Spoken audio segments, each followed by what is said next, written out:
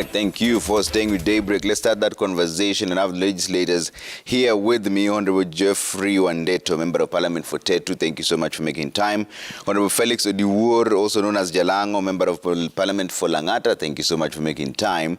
Let's start off with the dailies and see what's really going on there. Chaos in Parliament as Ruto has his way. Wetangula's decision that UDA is the majority party has paved the way for the president's party to nominate members to key committees, among them the one that will vet cabinet secretaries. Protests from Azimio fell on deaf ears. Wandeto, I'll start with you on this. So there's a protest from the other side saying that this is capture of Parliament. What did you make of the ruling of the Speaker in terms of who's majority and who's minority?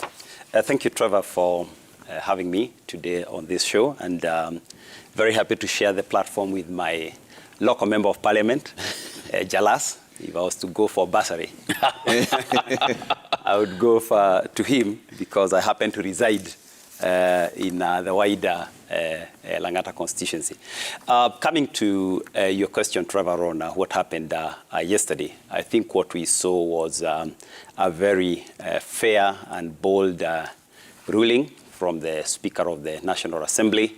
The Speaker spent quite some bit of time expounding on the genesis of the two coalitions and what had happened, and he gave his ruling, which in my opinion was very, very bold.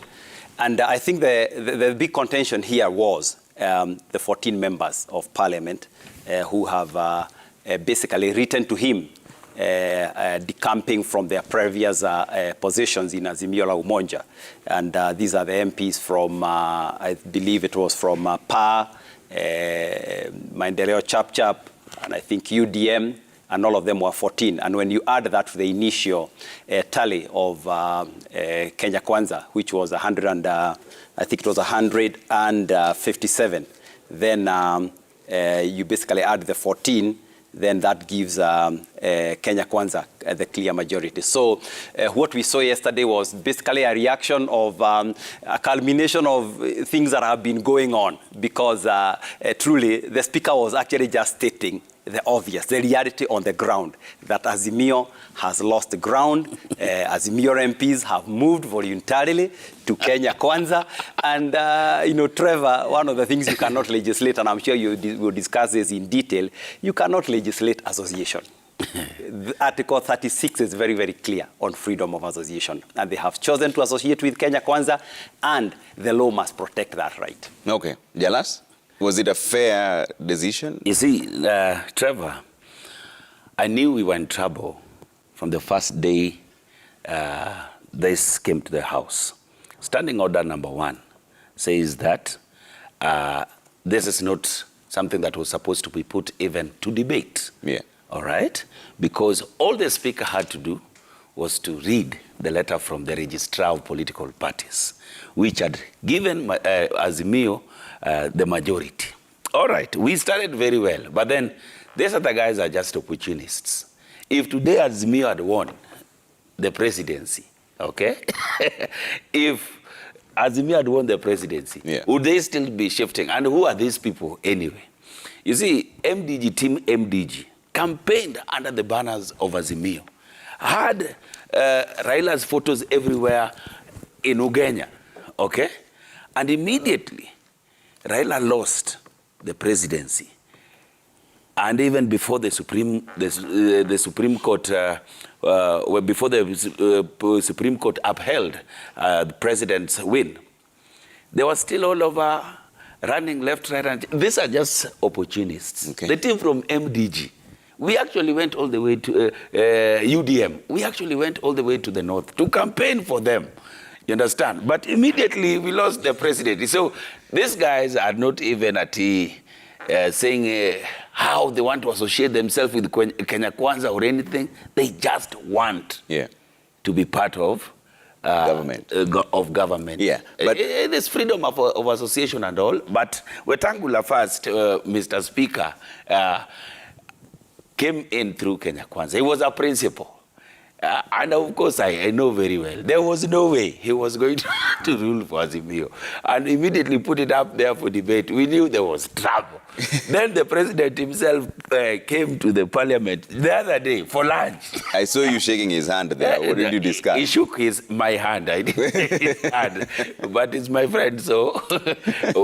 And that day, actually, alinishtua sana, by the way. Where I was having lunch, I just saw somebody show up. The president is here. But then I don't know if that visit, that Wednesday, also was just to come here and capture parliament.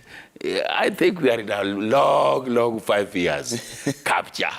We are in a long 5 years capture. Yeah. And I hope the speaker, in his wisdom, will keep to his words when we elected him as a speaker, that he will be the speaker for both houses. Yeah. For both divide. Okay. So let him serve well. Awachane na mambo ya Kenya kwanza.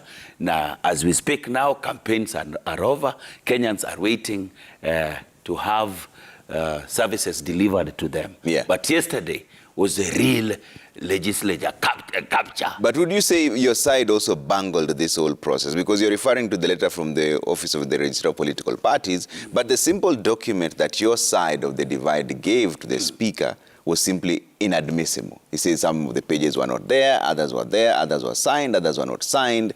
How would you then rely on a document that most of the members of parliament have actually run away from? And before that, they actually said that most of the content of that agreement, they don't know it, they have not read it. In fact, Alfred Mutua was specific. He said he did not see anything before he left. Can you imagine somebody saying that he is signing to be part of a coalition under duress, that they were pushed to sign these things, and they did not know what they were signing.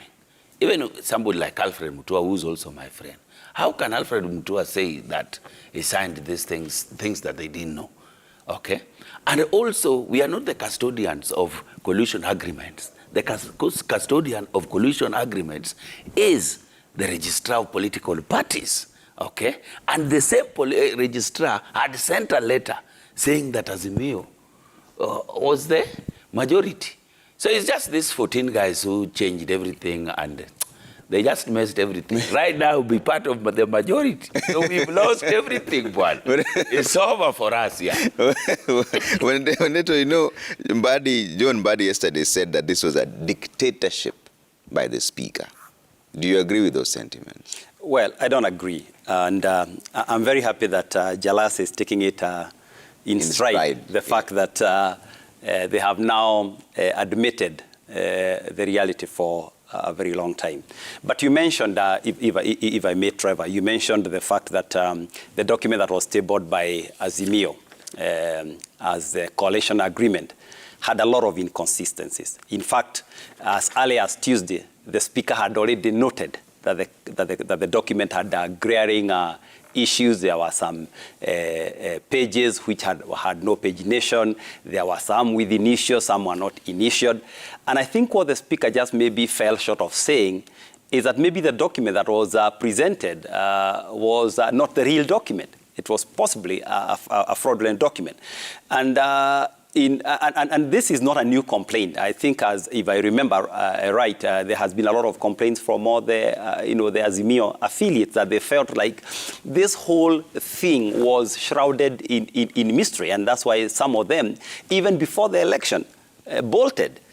People like Maideleo Chap did not do it after President Ruto had won. So again, when Jala says that they are just selfish people who just wanted to be in government, I don't think so. I think most of them basically cast their lot where they felt comfortable, pre-election, and they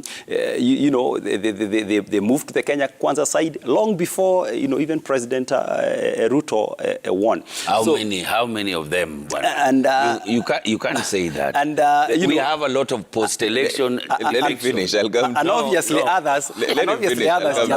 Trevor. I'll allow you a right for you. Just note it down. I'll come to you.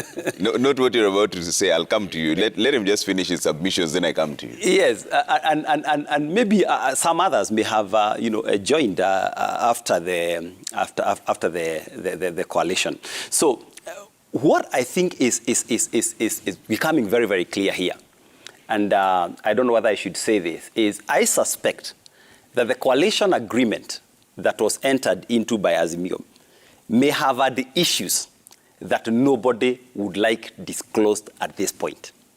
And if you remember Azimio and how it was structured, remember Azimio was one pushing for BBI. BBI had the position of Prime Minister. There was also, I'm told, in that coalition agreement that the head of the coalition or the head of the majority party would automatically become Prime Minister. Now you can see where I'm going with this discussion. And maybe that is why certain details of this coalition agreement may become embarrassing to certain senior people in this country. And this is why only bits and pieces are being assembled for the convenience of the speaker. And that's why the speaker was able to quickly pick that a lot of this was inadmissible. Then if you look at even what the registrar of political parties is alleged to have brought to the floor of the House, again, there were glaring inconsistencies. So I don't think, I think if you talk about coercion, then maybe the coercion started a long time ago. People are just now gaining their freedom after the election and basically casting their lot with where they feel, they really belong, at heart. Because like I said earlier, you can never legislate association. Okay. Yes. And on this issue of legislating association, it's a big deal because, so assuming, even if the speaker ruled that Azimio was the majority, and you had members of MDG, PA, guys who left, would you have still given them those plum positions? Or would you have considered them part of Kenya Kwanza? Of course, yes, we would have given them the plum positions that they would be asking for anyway, because everybody is now fighting for the different committees in the House to be in all those powerful committees, like the two that are already being formed immediately. That is the committee of appointment. Definitely would have brought one person from PA, aingie hapo. Then there's the committee of, which other committee immediately the speaker asked for? There's a committee of appointments, there's the CDF committee, there's the House Business Committee, of course, the yes. Committee on Selection. Those, of course, the committee of selection is also another powerful committee. Tungeita mtu moja hapo pia ashike. Here at Azimio, we are always good. Would they have voted you? We are very good people. Now, with more than 26 parties coming together to form the coalition, you can see how we had cast our net wide. And that is what we really wanted in the House. As we speak right now, the House, a lot of House businesses, I don't know what the president is pushing for, maybe almost to a one party, what we used to have a long time ago. There must be people who must put the government into check. And if things go the way they are, there are a lot of things that will just be thrown under the carpet again and again and again. That's why I still come back to the speaker and tell him that, Mr. Speaker, sir, Bwana Wetangula, when we elected you, you said one thing and one thing that came out very well, that now you're not even the speaker of Kenya Kwanza, you're the speaker of the House. Let it be like that so that the government at the end of the day will still have checks and balances. But the truth is, a lot of this that we are seeing right now were post-election agreements. Maybe we'll talk about PA. That is from Kilifi. Kilifi was their stronghold. Their stronghold where they didn't even win the position of the governor. I think they only have a seat there, as one seat from their stronghold. So when they had been told that ODM was the strongest party here in Kilifi, and my friend Governor Kingi, who also wanted to front his party PA, bolted out from Azimio because he wanted the whole of Kilifi be zoned out as a PA region. And when that was not coming in, he definitely decided, I'll be off. Note that he wanted association with Kenya Kwanza from the word go. Then you have UDM, who was the bigger party up the north. And see what happened. Immediately after we lost the elections, the presidency, they bolted. MDG were even coming to the ODM PGs, Azimio PGs, parliamentary groups meetings at KICC. He was there. Then one morning you see him again in Karen. Opportunists to the end. So sometimes we have to also elect people and leaders with a stand. People stand for something. People who accept loss of elections and stand and say that this is the course that I've taken, and this is where I stand, and this is what I'll fight for. This is the course that we decided, and this is the direction we are taking. Yeah. Not that all you need is to be in government.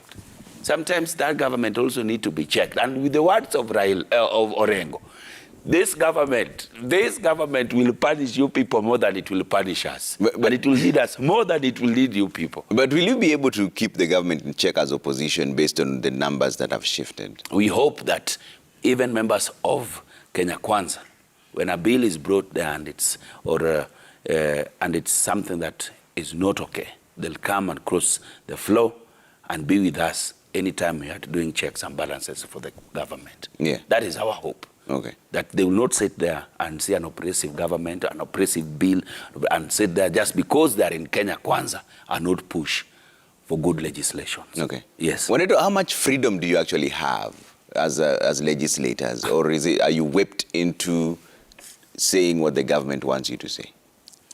I think the role of Parliament, or the role of a member of Parliament is three. It's basically legislation, oversight, and representation.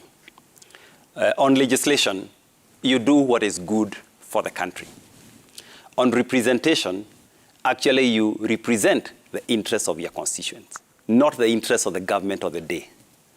On oversight, we collectively, and I say both sides of the house, we collectively oversight the government. Now, this is a very, very important role.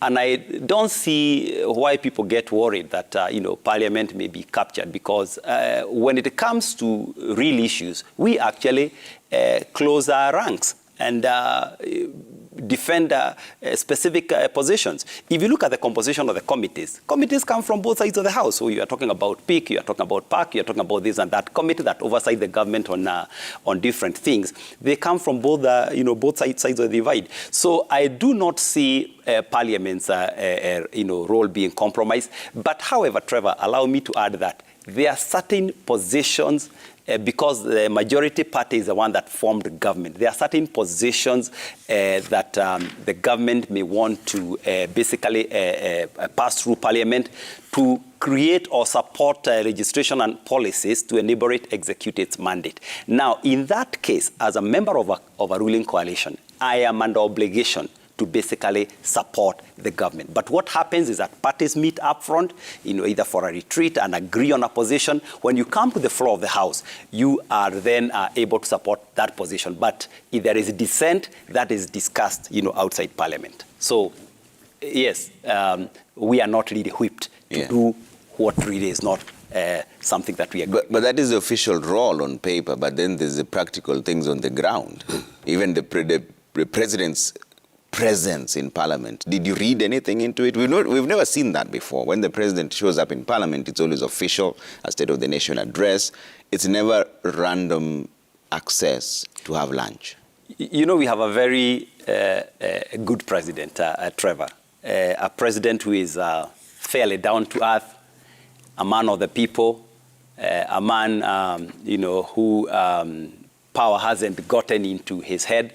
And I can tell you, what we saw is not unusual. It happens a lot in Western countries. I'm told, in Germany and countries like those ones, it's very, very normal for the president or the chancellor to drop by for lunch or an informal meeting, within the presence of Parliament. The president is also a neighbor. Harambee House is just a neighbor to Parliament.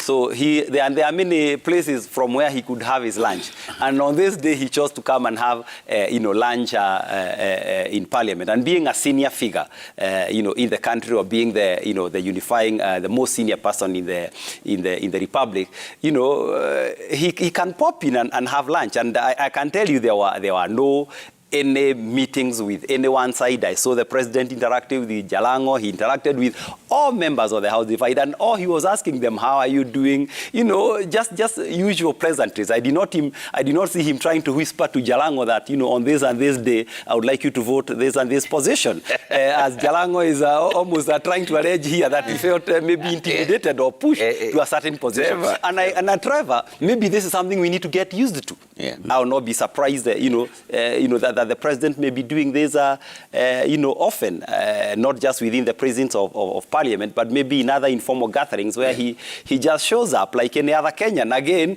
freedom of association and freedom of movement and freedom of expression. You see, Trevor, let me just come in. Yeah. You see, there's lunch at Arambe House, okay? And there's lunch cooked there, all right? Whether they are our neighbors or not, I'm very sure that there's lunch, very delicious, cooked across the road. KICC, where the president was, is much closer to Arambe House than it is to Parliament, all right? So I don't know if it was really necessary. Number two, the problem is not coming to Parliament to have lunch. It is when. When did he come? A day just before this mega ruling was being done. Yeah. And if we talk about down to earth and coming to Parliament to show that you are down to earth, Bama is just down the road there.